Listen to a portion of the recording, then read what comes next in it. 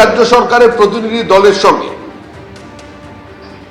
তার নিজের সরকারের সচিবরা যেদিন প্ল্যান্ট পরিদর্শন করে 10ই ডিসেম্বর তার উৎপাদনকে সম্পূর্ণ বন্ধ করার নির্দেশ দিয়েছিলেন, সেটা কি কারণে করেছিলেন?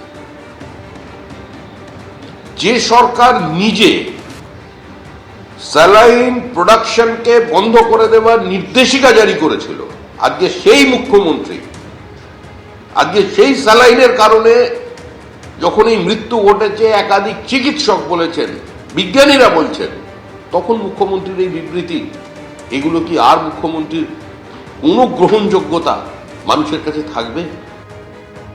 প্রাথমিকের নিয়োগ দুর্নীতি মামলায় ধৃত কালীঘাটের কাকু ওরফে সুজয় কৃষ্ণ ভদ্রর অন্তর্বর্তী জামিনের আবেদন মঞ্জুর করল কলকাতা হাইকোর্ট।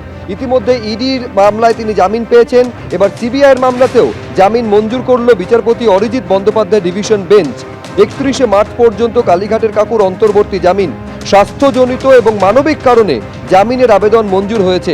বেহালার বাড়িতেই থাকতে হবে সুজয় কৃষ্ণ ভদ্রকে, নির্দেশ দিয়েছে আদালত।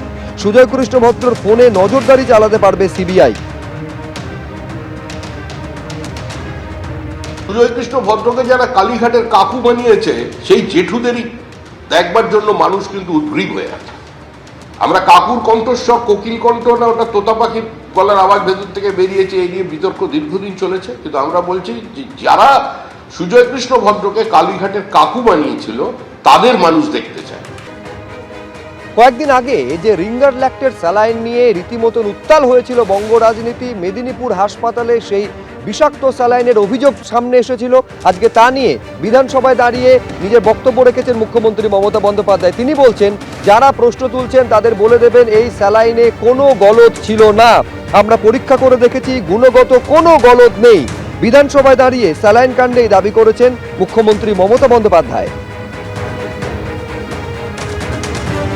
মেডিকেল কলেজের যে ব্যাচে রিঙ্গার ল্যাক্টেট সলিউশন ব্যবহৃত হয়েছিল, সেটা আমাদের state drug control and research ল্যাবরেটরিতে টেস্ট করা হয়।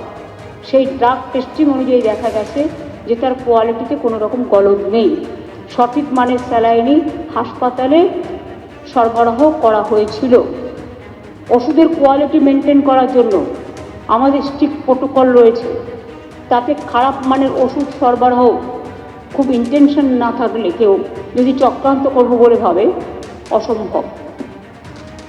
আপনাদের জ্ঞাতার্থে বলি, সেন্ট্রাল মেডিকেল স্টোর টেন্ডার করে যে রিঙ্গার ল্যাক্টেট সলিউশন বা অন্যান্য স্যালাইন প্রকিওর করে হাসপাতালে সাপ্লাইয়ের আগে সেগুলির গুণমান অত্যন্ত ভালোভাবে যাচাই করা হয়।